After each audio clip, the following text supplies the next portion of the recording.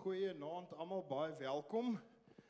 Kan ek vra dat julle dalk net na iemand langs in jou draai vinnig en dan gee jy vir die persoon 'n lekker handdruk en jy sê baie welkom. As ek 'n goue sterretjie gehad het, het ek hom vir jou gegee dat jy in die koue gekom het vanaand.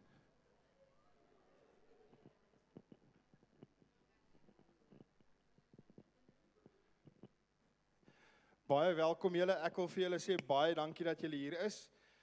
Toe ek al vroeër vanaand hier by die kerk kom en ek voel hoe koud dit is, dis ek soos, het gaan committed mense wees wat vanaand hier is. Dalk is daar mense op die livestream wat eerder inskakel.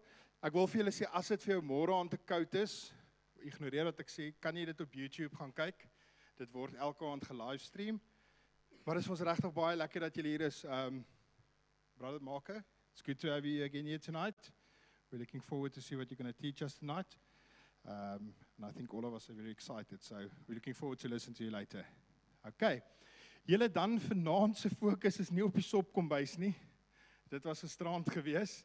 So ons gaan vanaand na 'n video kyk oor ons Lesotho bediening en ek hoop van harte hy gaan speel, want ek weet nie veel van Lesotho nie. So kom ons kyk gou die Lesotho video asseblief.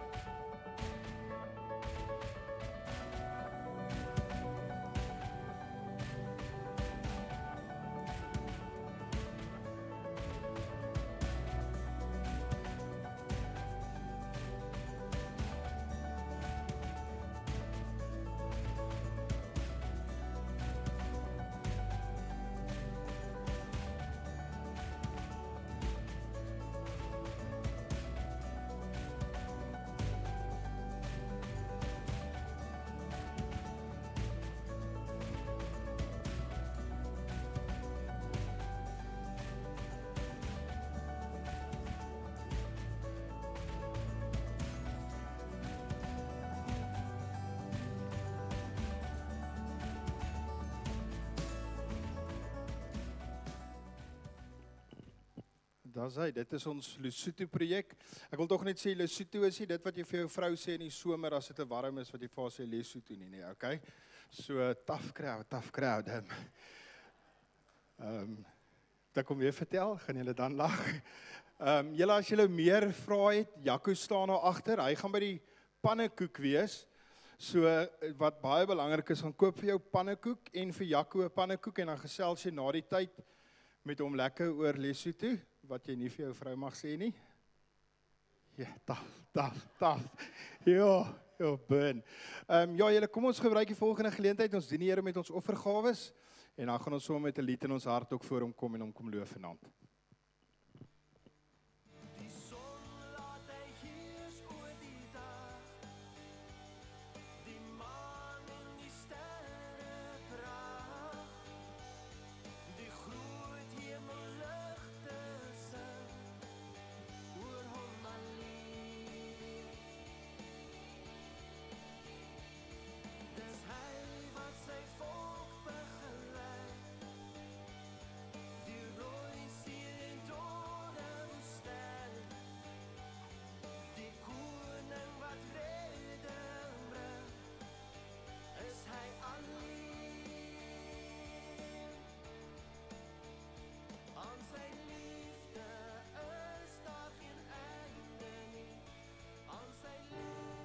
Kom ons staan asseblief.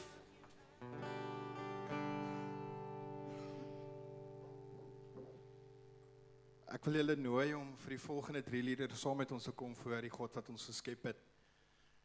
Partykeer gaan ou deur 'n klomp moeilike goed en dan as 'n mens terugkyk, dan wonder ou waar is die Here, maar as jy op 'n punt kom en jy kyk terug, dan sien jy maar daar was God gewees.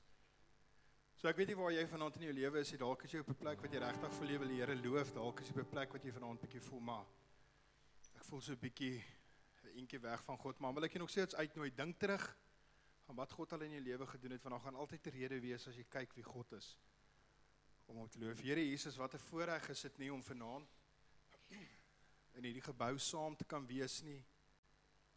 Ja, Here, al is dit koud buite, Here, dat ons in hierdie beskutting kan sit en nog vry kan wees, Here, om U te kom loof, Here. Ons dankie vir hierdie voorreg, Here, en ons dink ook vanaand Aan ons broers en susters reg oor die wêreld, Here, wat nie die voorreg het nie, Here. Maar dankie, Here, dat ons weet dat U ook daar by hulle is, Here. En daarom kom ons vanaand met hierdie lied, Here. Ons kom loof U vir wie U is en wat U vir ons gedoen het, Here. Want U is groot en U is waardig. Kom ons loof U, Here.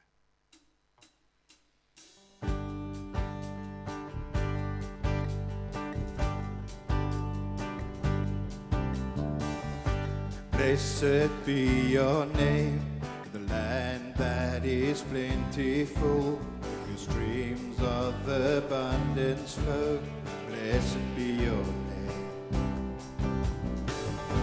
Blessed be your name, found in this desert place. Walk through the wilderness. Blessed be your name. Every blessing you pour out, I'll turn back to praise. When the darkness closes in, Lord, still I will say, oh, blessed be the name of the Lord. Blessed be your name. Blessed be the name of the Lord. Blessed be your glorious name. Blessed be your name. Sun shining down on me. The world's all as it should be. Blessed be your name. Blessed be your name. The road marked with suffering is weighing in the offering. Blessed be your name. Every blessing you pour out, I'll turn back to praise. When the darkness closes in, Lord, so I will say, oh, blessed be the name of the Lord. Blessed be your name. Blessed be the name of the Lord. Blessed be your glorious name. Oh, blessed be the name of the Lord. Blessed be your name. Blessed be the name of the Lord. Blessed be your glorious name. You give and take away. You give and take away. My heart won't choose to say, but blessed be your name. You give and take away. You give and take away. My heart won't choose to say, blessed be your name. Blessed be the name of the Lord. Blessed be your name. Blessed be the name of the Lord. Blessed be your glorious name. Kom ons sing dit weer. Blessed be the name of the Lord. Blessed be your name. Blessed be the name of the Lord. Blessed be your glorious name.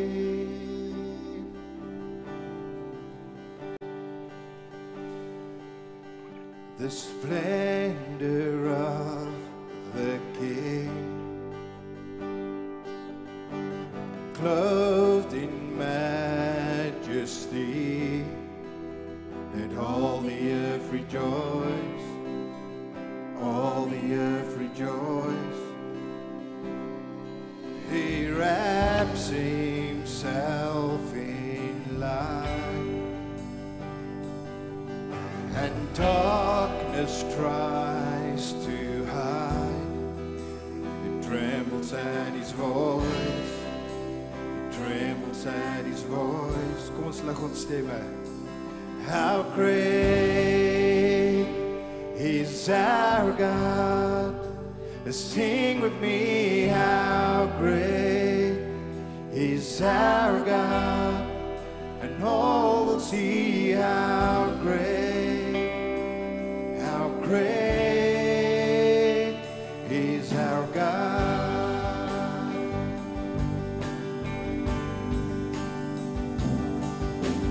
Yeah.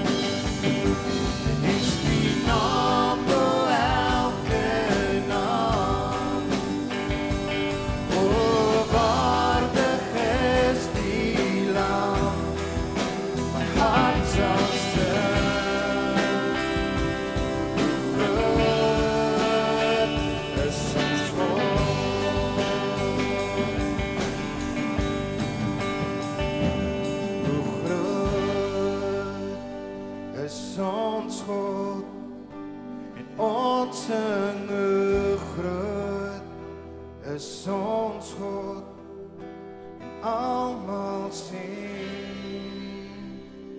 hoe groot is ons God.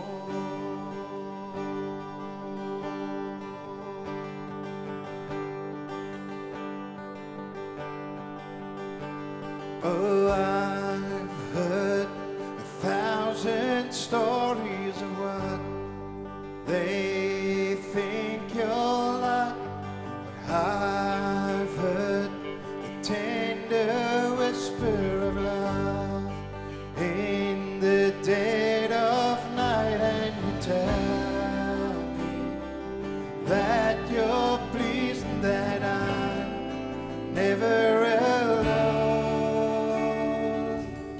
You're a good, good Father.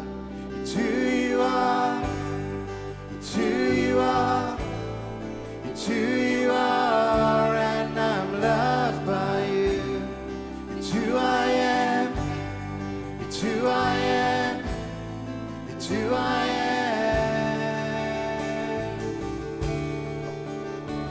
And I've seen many searching for answers far and wide, but I know we're all searching for answers only you provide, 'cause you know just what we need before we say a word. You're a good, good Father. It's who you are. It's who you are. It's who you are, and I'm loved by you. It's who I am. It's who I am. It's who I am. You are perfect. You are perfect in all of your ways.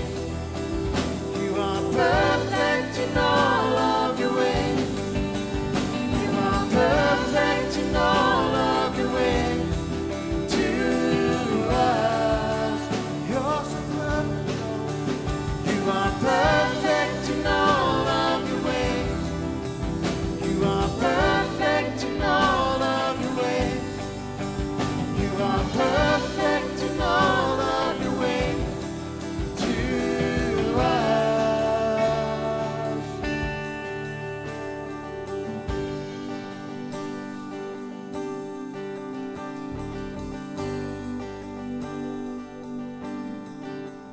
And it's love so undeniable, I can hardly speak. Peace so unexplainable, I can hardly think as you call me. Deeper still as you call me. Deeper still as you call. Deeper still into love. Love, love, you're a good, good Father. It's who you are. It's who you are. It's who you are, and I'm loved by you. It's who I am. It's who I am. It's who I am. You are perfect in all of your ways. You are perfect in all of your ways. You are perfect in all of your ways to us. You are perfect in all of your ways. You are perfect in all of your ways. You are perfect in all of your ways to us.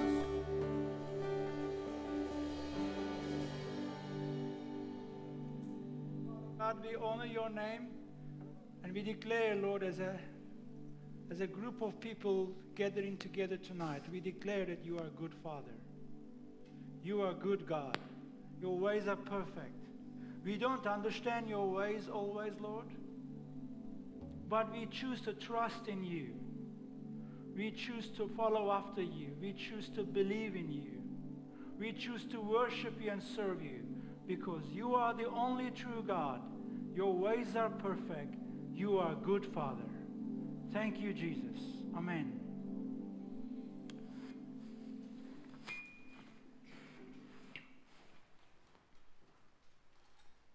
Baie welkom. Iemand het vir my gevra, hoekom praat ek Afrikaans? En ek het vir hom gesê, het jy nie gelees nie? Handelings, hoofstuk 29, vers 4, sê, in die hemel praat die engele Afrikaans. Kijk, het is daar.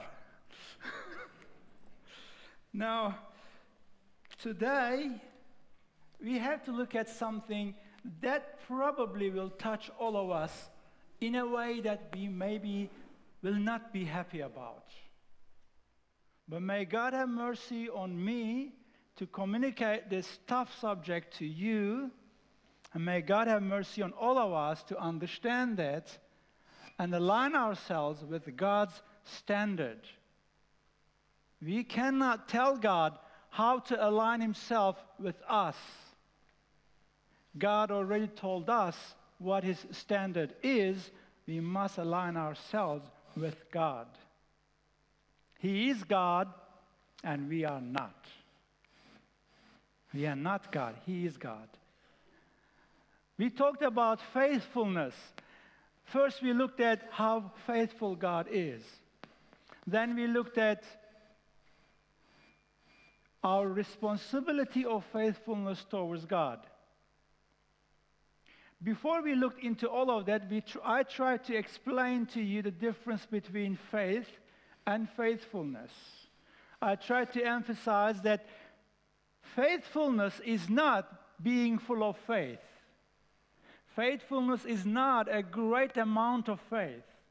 Faithfulness is loyalty, commitment, reliability, dedication, trustworthiness. After that, we've seen that God is loyal, God is faithful, God is reliable. God says what he means, and God does what he has said. He doesn't change his mind. He doesn't promise something and fail to deliver it. He has always been faithful. And last night we looked into the fact that if God is so faithful and so loyal, it is naturally required of us to be faithful and loyal to God. Unless we are faithful and loyal to God, we do not have what it takes to be a companion of God, to be a people of God. We've seen in the scriptures that the Bible clearly states faithfulness is required of us. Tonight, we will look into your or our faithfulness to our families. Now, I want you to understand one thing I have done when I was setting up this series. I set it up according to priorities. If you have never heard it before, I want to say it out to you, and you can take a note of it and keep it as a very valuable note and apply it to your life until the day you are gone from this world. Our number one priority is our relationship with God. That is number one priority. That is more important than anything else. Priority number two is our relationship with our families. People that God gave us as our families. Be it your husband, be it your wife, be it your children, be it your parents. That's your number two priority. Priority number three will be which we will look at tomorrow, is your calling that you have received from God. These three should be never forgotten by any Christian, and their lives should be built based on these three priorities. God is number one, family is number two, calling is number three. That's why we follow the same pattern in this series. Tonight, we are going to talk about your family, your faithfulness to your family. I understand that you all now know what faithfulness is. Am I wrong to think that? Now that you all know what faithfulness is, let's unpack it. Faithfulness is commitment. And tonight, we have to talk about your commitment to your husband, your commitment to your wife, your commitment to your children, your commitment to your parents. And I will say something which for me is very important, and I believe it's a biblical principle. This is the principle. Unless you are a faithful person to your own family, which you can hold, look into the eye, you can feel, you can smell, you can share a life with, unless you are faithful to them, you cannot talk about being faithful to God. Do you hear me? Unless you are faithful to the people that God has given to you as your family, which you can hold, which you can talk to, which you can sit and eat together, live a life together, unless you are faithful to them, how can you ever be faithful to a God that you can never see, that you can never hold, you can never smell? God is invisible. If you cannot be faithful to the people that is just there next to you physically, you can never be faithful to a God who is there only spiritually.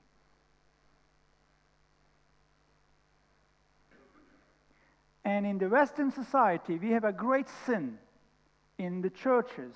We have a great sin of neglecting our families, neglecting our wives, neglecting our husbands, neglecting our children, neglecting our parents, and then telling to one another, telling to ourselves, telling to the others that I love Jesus, but I am unfaithful. When I say unfaithful, I'm not talking about sexual immorality. Get me correct here. When I say unfaithful in the context of not being faithful to your family, I'm not talking about breaking your marriage. I'm talking about ignoring them. I'm talking about turning your back on them. I'm talking about not being trustworthy to them. I'm talking about not being reliable to them. Because that's the true definition of faithfulness, which I am trying to communicate to you since Sunday morning. If you are not reliable to your very own wife that God gave you, how can you ever claim that you are reliable to God?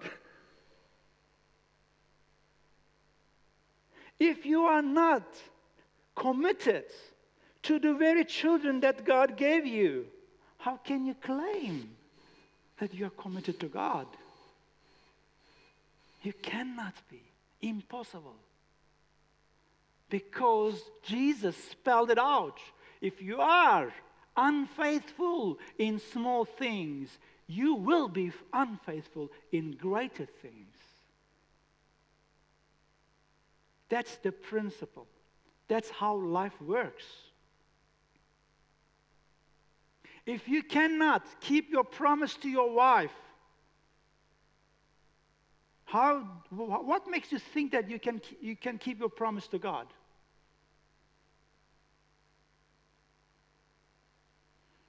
Let me go one step further even. When we get married, we stand before the person who marries us and say, in the presence of God and in the presence of people of God, I take you as my wife, and I pledge myself to you, and I will be loyal to you in good and bad times until death do us apart. We make that promise. But 5, 6 years later, for some whatever reason, how great, how small that reason may be, we think we have the right to break that pledge. But only 10 years back, we said, until death do us apart, I take you as my wife. In the presence of God, we made that pledge. But 10 years later, in the presence of a judge who is maybe a godless man, by the assistance of some lawyers, we break that pledge.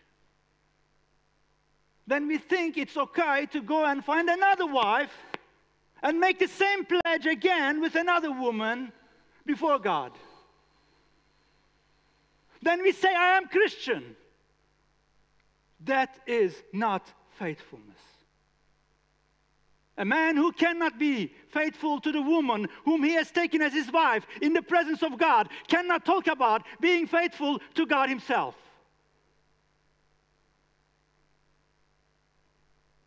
I didn't write this book. God wrote it. And I didn't set this standard. I'm not downplaying the challenges of life. Life is full of challenges. Life is full of unpredictable problems. Life is full of difficulties. None of us get life rose garden. None of us. But that doesn't change God's standard.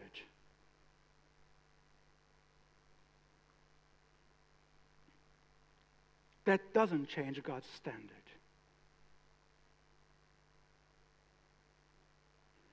There is a woman, Ruth. You all know the story of Ruth. Marries a man. Man dies. And the mother of the man says to Ruth, go back to your family. Just like her other daughter-in-law, whose husband has also died. Ruth is a Gentile. Her husband was a Jew. This Ruth turns to her mother-in-law and says, far be it from me that I leave you. I will go with you where you go. Your people will be my people. Your God will be my God. That young woman could have easily turned back to her homeland. Could have easily gone to anywhere. Could have easily pursued any young man. Could have easily pursued any rich man. But she didn't. She remained faithful to the commitment she made to her husband. When she married that man, she married that man's family also. When the man died, she remained faithful to her promise. She didn't leave this old, fragile woman all alone. She knew if she left her, Naomi would have no one, absolutely no one in life. Ruth gave up the prospect of starting a new life with a new man and stepped into an unknown life, unknown territory, into almost a certain poverty with an old and fragile woman because of the covenant she made with her husband who has already died. That's the standard of faithfulness we see in the Bible. Standard of faithfulness to our families. But we live in a country where people marry and divorce just as if it is nothing. Then they tell me that they are Christians. I am not trying to make anybody feel guilty. But friends, in all sincerity, we cannot claim to be faithful to God when we are very unfaithful to the very people God has given us as our own family. Faithfulness starts small and grows big. If you don't have it in small matters, you will never have it in big matters. If you cannot be faithful in your family, you cannot talk about faithfulness to God. God honored this woman's faithfulness. And this woman is one of the grandmothers of Jesus Christ. Ruth married Boaz. Boaz is one of the grandfathers of King David, and King David's line is the line of Jesus Christ. A Gentile woman displayed to us the biblical standard of faithfulness to our family, which God expects from us as far as I'm concerned.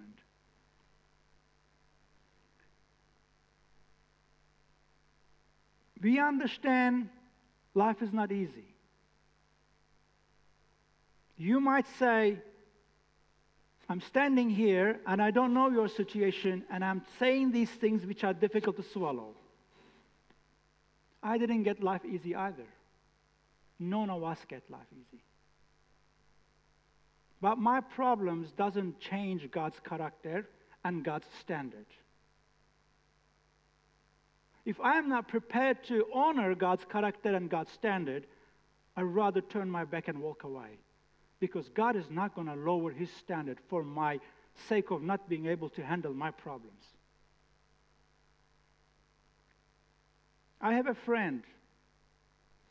He is 81 years old.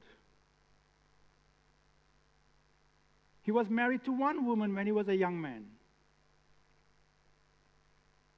They had 2 children. He's a sold-out servant of the Lord. Their children grew up.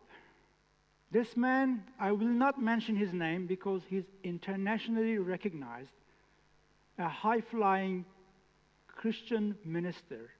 He's every week on TV channels all over the world.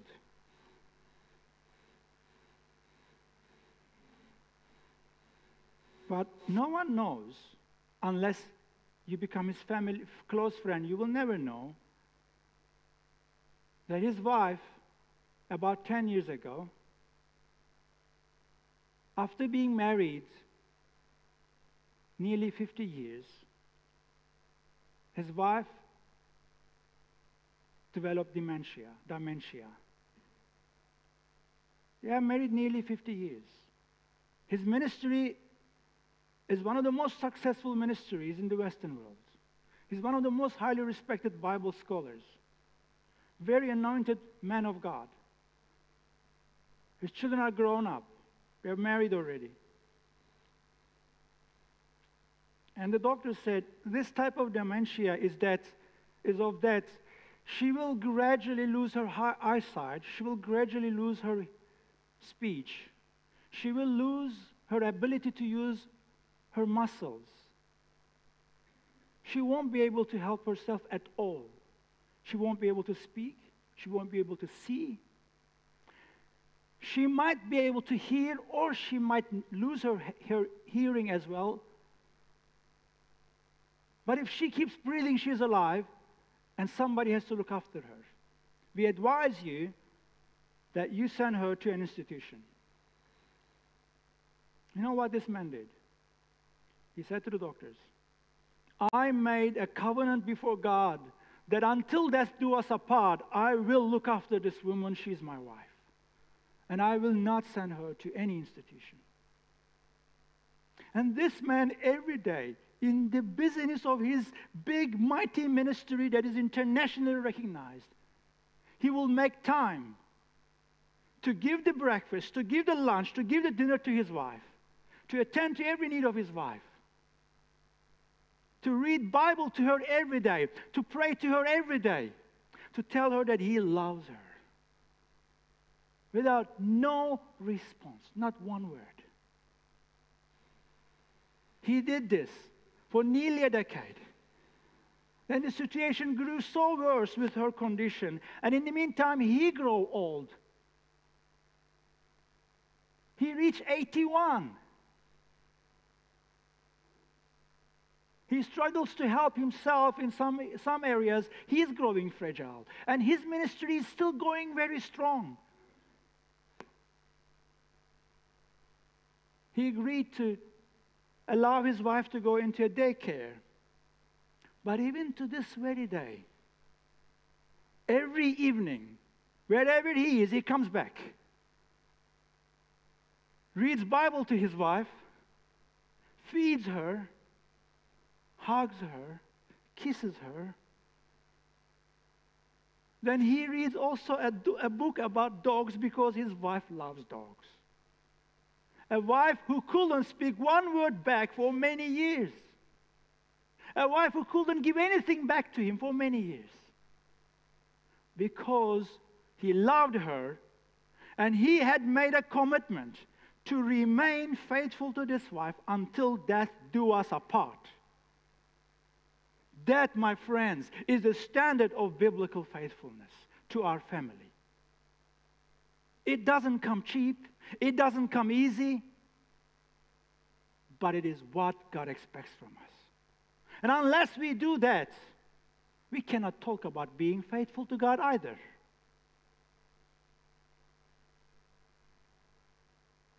May God have mercy on us.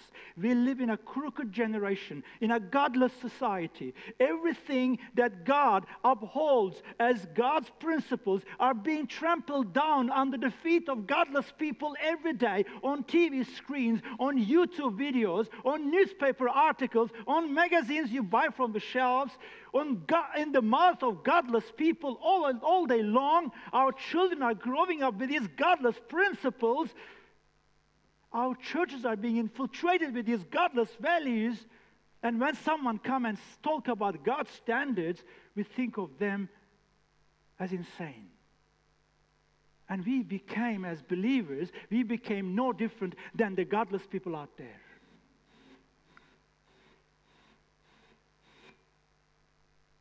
God is holy. His standards are high.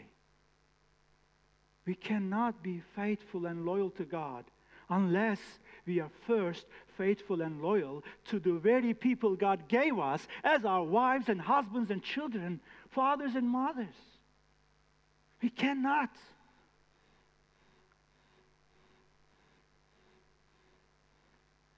In Ephesians,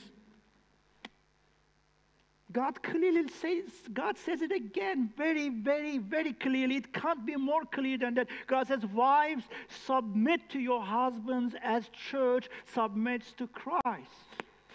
A wife is not meant to be a boss over her husband. I don't say it, God says it. If you have a problem with it, it's your problem with God. Go sort it out. Then in the same breath, God says, husbands, love your wives as Christ loved the church. That's a very high calling. Such a high calling that nowhere in the Bible I read, Jesus decided to divorce the church because church didn't do this or church didn't do that. No. Jesus is committed to the church, no matter what. To the end. And that's what God expects from every man concerning his wife. Man, just be a man. Just get up on your legs and be a man. Be committed to what you have promised. Just get a backbone. Just get a backbone and be a man. I am so sick and tired of men just chucking their marriages away like rubbish and then coming up and telling me about God's stories. I'm sick and tired of such men.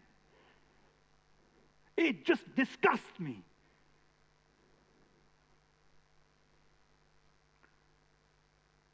In the same breath, God says, children, obey your parents. Children that can't honor their parents can never honor God. But this is not only for kids, it's for me and for you too. If I can't honor my mom and my dad, whom I can see, whom I can hold, how can I ever honor a God whom I can never see? It's part of 10 commandments. Honor your parents. And does it come easy? No, it never comes easy. It is not easy. But it doesn't change God's standard. It doesn't change God's requirement from me. If it's difficult, man, fall on your knees and say, God, help me to honor my parents. It's difficult, God, help me. And get up on your legs and do it. And if you're not doing it, don't tell me you are Christian. Because you're not.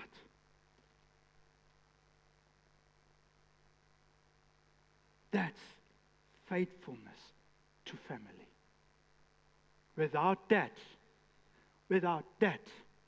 you cannot talk about being faithful to God. May God have mercy on all of us, because we are all in the same boat. We are all living in a fallen world, in a fallen society, where all the godly values are completely trampled under the feet of godless people. In fact, even some pastors and churches are embracing godless values and ignoring godly principles. And we are all affected by it. May God have mercy on us. And if this means anything to you, before you sleep tonight, sit somewhere silent and make a commitment to God that you will value your family. You will value the people God gave you as your wife, as your husband, as your children, as your parents. And you will honor them. And you will be faithful to them. You will be loyal to them. You will be committed to them. Do it. Ask God to help you. Get up on your knees and do it. As for me, it's a daily prayer. Because I know I don't have the inner strength to do what is right. Just like Apostle Paul, I know what is right. I aim to do what is right, but I end up failing. Then I say, oh Christ, have mercy on me. I don't think any of you are any better than me, but at least you can do that.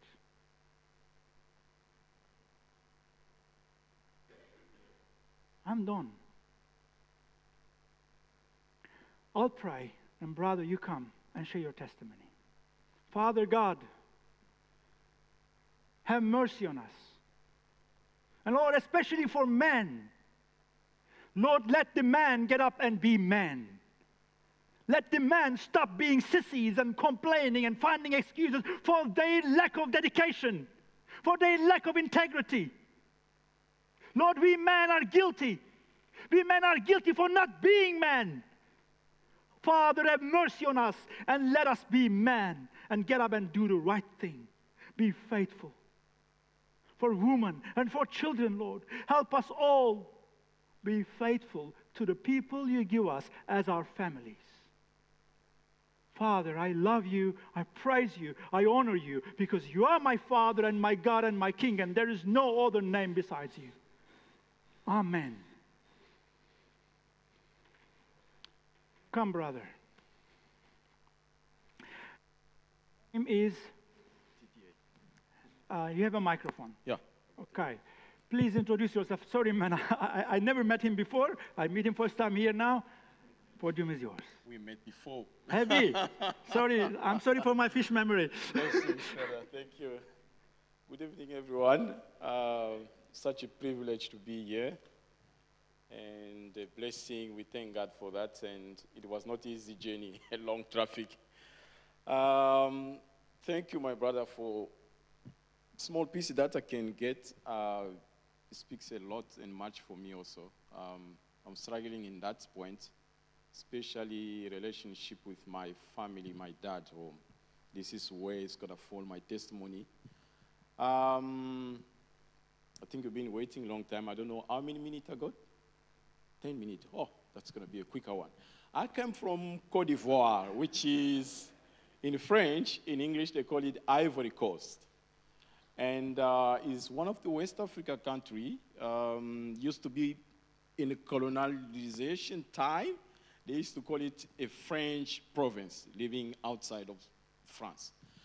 My dad, somehow through his studies, and he met my mother at the university, and then when he finished at his university, and they sent them to study to Israel. He spent 5 years studying in Israel, and then 1 year in Palestine, according to him, and he grew with his extremism in Islam.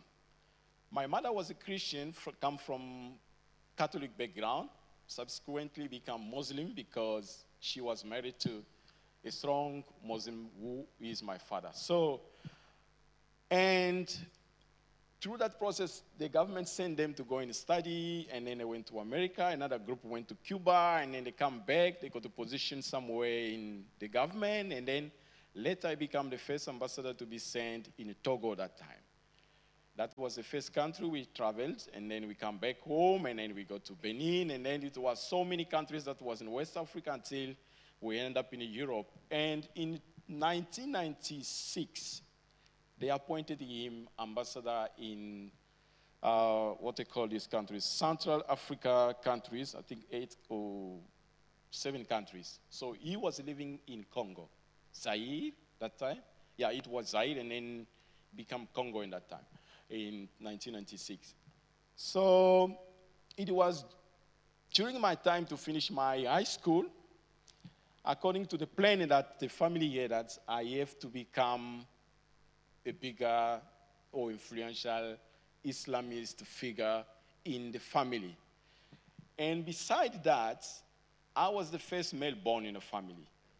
I was named after my grandfather. My grandfather is a chief, I don't know what they call them, the small kings. In our country, we got like, you got to 3 or 4 villages that you're looking after, and then you become like a king. So my grandfather was this man. When I was born, and then they named me after him. So according to the culture is that I will become one day, if he passes away, I will become in that position. So I finished my matrix, and my dad brings this story up to say that you went to madrasa, but we had a plan that you're going to go and study. It was Saudi Arabia, we had the 3 countries, but the 3rd country was Yemen. According to him, he had another friend who was working in Yemen, diplomat also. I can go and study Islam. And then when I come back, according to them, and then I can be a big man, honored man. They will do this to me. They will give me this and that, and they can build the mosque also. But God got his plan. We had another opportunity that came. It was a scholarship from University of Lausanne, which is in Switzerland. So we were in a number of 15 or 20, if I can't remember it again. All right. So my father comes in this point, he said, no, I cannot go to study in Swiss because it's a Christian country, and that university is a Protestant university. He denied all my right to go and study, and then he wanted me to do law, but I must go and study first the Islam to become the bigger man. So through that, we had a lot of issues, and I lost my mother in 1993. He passed away, and then I couldn't know better about my mother's family. We grew up only with our dad. He was a very strict man, very, I can say, French politician. That's how we were. And we had one man who was living with us all the time when we moved to the countries. He was my father's first counselor. He was his schoolmate. They grew up together. But this man was, they call him a mullah, close to imam. He knows a lot about Islam. He was, as a scholar also, the time he was going to study in Saudi Arabia, back and forth. He said, no, if my dad can listen to me, what I want to do, and then we can bring that plan of Islam thing on the table. So I said, no, I wanted first to study. If I finish my university, and then I can do that choice. Thank God he did accept my choice, but with one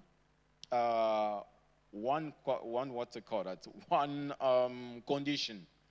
I'm not going to study outside where he was working. I must study where he was working because he can see or whatever. Just the way of protecting me. And it comes to a point my sister got that opportunity to go and study in France. We had some property in Nice and some other province.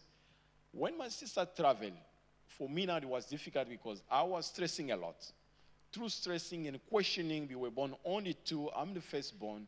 How come in this reason my dad denied me to go and study abroad and then give my sister that opportunity? In this time, I was in my second year now when I got to university studying economics, general economics. The first year I couldn't have accommodation. It was too full. And the second year, I got accommodation.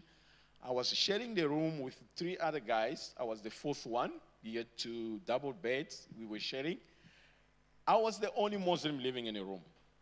They were somehow Christian, but I don't know, I can't remember if they were born again, but they were doing everything that every young man can do. But I was very suspicious to them and cutting them off. This is how we grow up, not to share anything to stranger, not to let the stranger to know who you are. Even though I was studying with them, they didn't know that my dad is ambassador. When he's to leave in the weekend, I go and pick the taxi outside. When the driver comes to drop me, I must always hide away just to do that, not anyone to know and discover that I was kind of this child. Or to cut the story short, one day, it was a TV in our room. My 3 friends were in the neighbor room at the side. I came from the market. I was sorting stuff, and then here the TV was on. I think they left it on. There is a couple, Christian couple, the pastors. They were sharing about the year the campaign to happen in a certain date. They were sharing and calling people to attend that in the TV. So listen to what they were talking. I did not really pay attention, but the story that they started until when they finished and they start to preach, they were speaking about Matthew 25, the 10 versions. It sounds to me like a very good story, but I paid attention until they prayed and then they finished. But they were repeating everything just about to repent and turn away, come to God and all these things. But the way the repentance is the one was working in my mind. In this time, I'm stressful and asking questions about my sister who traveled in this and that. So in even that period of time, some friends were coming to visit, even to asking me to go and attend the prayer with them. We had a chapel at the university. It was a Protestant university. That's one of the miracles. My dad allowed me to go and study there. I was denying all these invitations, but we had also few visitors from theology department. They were sharing the Gideon, the small blue Bible in French. Often they give me, I was throwing them away. And days passed and a day, this word was like knocking in my mind. I started to ask questions to another close friend who was studying a law. But he was a Christian. According to him, he was praying for me even the day that he knew I was Muslim. Because when it comes Friday, even I'm at school, it's 12:30, I have to leave. They fetch me in the car and then we go to the mosque. That's going to be the mosque we go together with the family. And then I go home. They bring me back on Monday. This was like a routine. So questioning and stressing a lot about, even though my mother and my mother's family and my sister start to give me a lot of questions, all this. And one day I got that just to say, my friend, okay, I'm going to go. He invited me. It was in the morning before the school. We go to the chapel. The pastor was like in front praying and sharing. He was one of the lecturers. He saw me for the first time where we were sitting. When he finished his sermon, he sent someone to call me. According to him, he sees me for the first time. Do I have any question to ask? It was like the courage comes to me and I prompt to ask him. I say, I got a question. Not about what he was saying, but I got certain situation I'm going through. And the first thing, can you explain me what the repentance word means? Because I picked it up somewhere. Though, as a student, I look at the dictionary, I couldn't understand and connect what the word was and what dictionary was saying and what this couple they were speaking on TV. He went on and explained me about John chapter 3. It was a long story. I couldn't get anything. I was like, no, I'm not getting what I'm looking for. It's like, I'm going to keep on maybe one day. So this man, after that, he found out to know where I was living, the room, and he was coming to visit a friend, and he's coming at the same time to see me. So to cut it short, he gave my name to another pastor who was a member of YMCA, and in the YMCA they had a lot of sport activity. He made friendship with me. I couldn't remember it was through what, but it was not a true prayer, not a true evangelization. He came like a normal person. I joined YMCA after him. He was a very good guy. He could ask me many questions about my family. This is one of the things we could not understand. If it comes about my family, to know where I live and where I come from, this is where I always draw myself, because I don't want people to know where I come from and what I'm doing. And I was so happy to join that because of the sport. I become a karateka, what do you call that, to practice martial art. I got a black belt. He was so proud of me. I got my first dan, and I specialized in kung fu. So he became like my mentor. He was praying for me, and one day, in the situation, the question that I asked him, and he asked me about my sister, I blow in tears, and I started to cry, and that was the moment. He started to tell me the truth, who he was. That was after a year, because it was my third year. And then, through that, I became Christian by just Christian, because I was not baptized. Baptism is one of the things I was afraid of. In madrasa, they were telling us Christian, they are brainwashed, or yes, because of that word of baptism, referring on aspersion baptism of the Catholic, that the water they put on them. So when I became a Christian, that issue of baptism came. I said, no, I'm not going to be baptized. But I was a Christian that time. I'd spend another year again. I have to go through, they call it, be firm in a class, some of studies like theology things, and then I understand the meaning of baptism. And when I finished, I graduated, I go back home. They didn't know about anything, what happened to me, but they noticed few things, that I didn't have Quran anymore, I didn't have my vest anymore, I didn't have even the poster that we used to have in the rooms. I was like, I don't want to deal with these things. In my Bible, I used to hide it under the bed with some books. One book one day, it fell out of the mattress and the maid servant was cleaning. She went and picked up because she was a Christian. These people were working with us. Mostly they were Muslim. This lady, according to our story, she came from Muslim background. For the sake of job working in a high position, she became Muslim. It's like an agency that they hire these people. She took the book to my stepmother that time. This is now how my family found out. My stepmother knew now I became a Christian. And in the evening, she asked me. I denied. I said, no, I'm not going to speak to anyone. I will wait. My dad was abroad. When dad comes back, this is how everything blew. My dad came back. It was big fire. Doesn't want to see me at home. Invited me to his office. It was like an interview. And his best friend, Mullah, was there also to support whatever the decision of my father. And I have to tell him the truth. This is what happened. And one thing I spoke that broke everything, and the case came out, and to be taken everything away from me, I told him, through this, what you're calling a religion, I believe I will find my mother's family. And I found peace through that, and I'm praying for you. So this was a shocking, like something hit him. And he decided, hey, I'm not going to go home. I'm out of that, and then they're going to go and search my room, and this is how it happened. But after a few days, I went back to a request. He wanted me maybe to spend a few days to decide later that I can reverse back to Islam. They put me in a back room, not in the house anymore. No one sees me. No one come in contact with me. Food must be dropped outside my door, and they knock. They cook can leave, and then you come and take your food. Okay. It was in the second interview, the same thing happened. So I start now to understand there must be something wrong. If I made a decision, I'm grown up. Now they want me to go and force me all of these things because of what? So through some question I was asking him, it became the point of him to be irritated. He started to irritate, and at the end of the day, say, no, the day that I gave you, if you don't revert back, and this is what's going to happen. Mullah did a prayer, something like that. They cast me, they sent me out.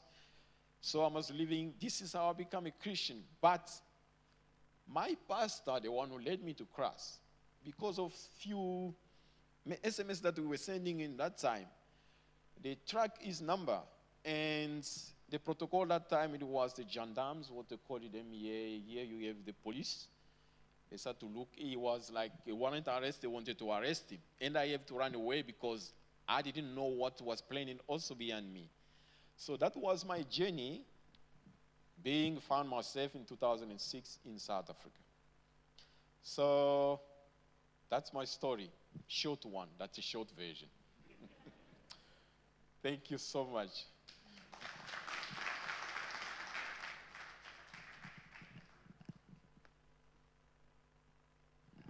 Thank you very much for sharing your story with us.